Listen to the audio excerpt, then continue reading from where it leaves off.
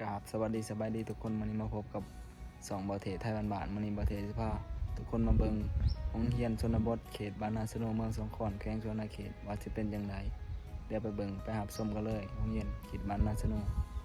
อันนี้ก็สิเป็นบริเวณโรงเรียนบ้านนาสโนโรงเรียนบ้านนาสโนมันก็สิอันนี้มันก็สิสุบโทรมลงลายแหละเพราะว่าโรงเรียนบ้านนาสโนก็สร้างมาได้หลายปีแล้วเพราะว่าโรงเรียนนี้มันก็เก่าแล้วประมาณ20 ปีแหละ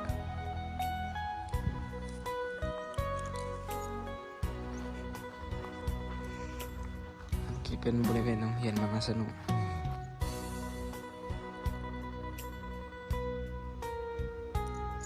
อันนี้ก็เป็นบริเวณโรงเรียนชนบทเขตบ้านนาสนุกสิว่าว่านี่เนี่ยห้องป .1 กับป .2 ก็สิเรียนนำกันมีพี่มาเบิ่งบรรยากาศชมโรงเรียนชนบท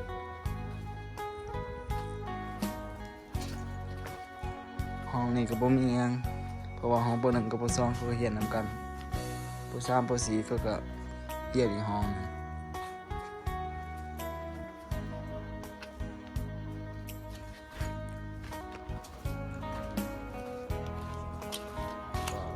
ขึ้นไปกับประธานด้านบน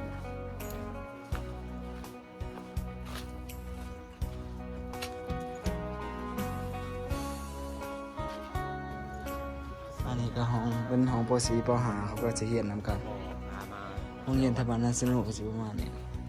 บริจุดเนี่ย เพราะว่าโรงเรียนนี่ก็ยังบ่ได้ ไม่เจอนะครับ ยังเป็นโรงเรียนเก่าอยู่ เคยมาก็เป็นอะไรเป็น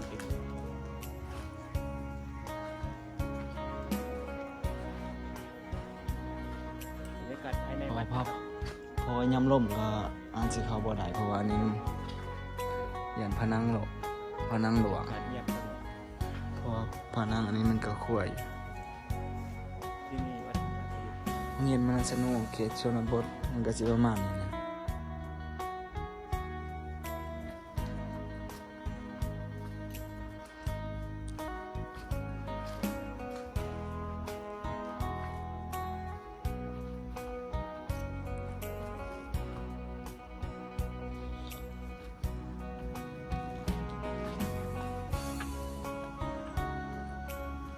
โรงเรียนมันสนุกเขตชนบทก็สิประมาณนี้ทุกคน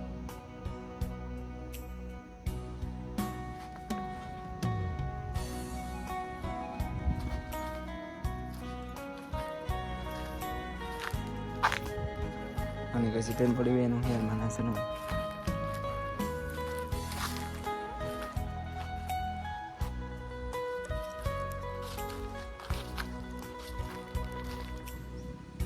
โรงเรียนนี่ก็สิมีนักครูสอนประมาณ4 คนอันนี้ก็สิเป็นห้องน้ำเขากำลังสร้างใหม่อันนี้ก็ห้องน้ำอันนี้ก็จากทางเมืองมาซอยประมาณ10 ล้าน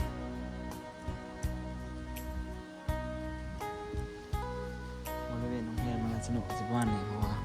มันบ่มีงบสร้างโรงเรียนใหม่เพราะว่ายังใส่โรงเรียนเก่าๆนี่ไปก่อน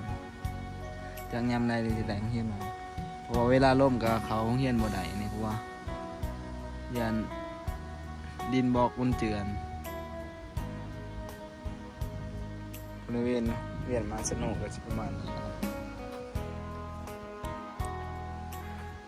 ทางนั้นจะสิเป็นวัดบ้านนาสนุกอันนี้สิเป็นทางเขามาแต่บ้านนาสนุก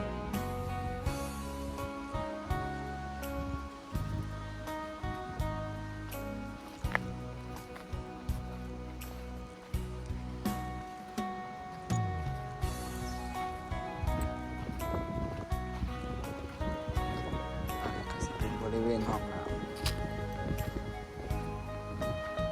เพราะว่าให้นักเรียนเขตชนบทบ่ให้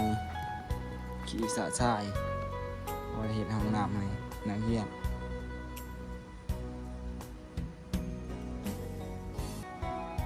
แต่ยังบ่ทันแล้วกำลังสร้างนี่แหละโรงเรียนประถมบ้านนาสนุกเมืองสงขลาแขวงชลเขต อ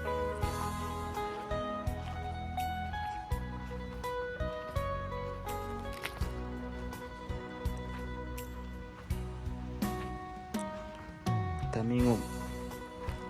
มีเงินหลายๆมาสร้างโรงเรียนใหม่เนี่ยคือสิดี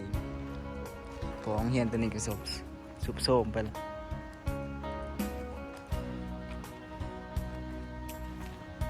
ยามลมๆนักเรียนก็บ่ได้มาเขาแล้วเพราะยานอันนี้เจือนถล่มลงตีนบอกจังได๋ก็ฝากทุกคนเขามาเบิ่งคลิปนี่เด้อฝากกดไลค์กดแชร์นี่เด้อนี่ก็สิขอจบเพียงส่ำนี้เด้อทุกคนฝากกดไลค์กดแชร์กดติดตามให้เด้อเดี๋ยวถ้ามีโอกาสก็สิมาถ่ายคลิปตอนนักเรียนเขาโรงเรียนมื้อนี้ก็ฝากไว้ส่ำนี้แหละพบกันคลิปหน้าบ๊ายบาย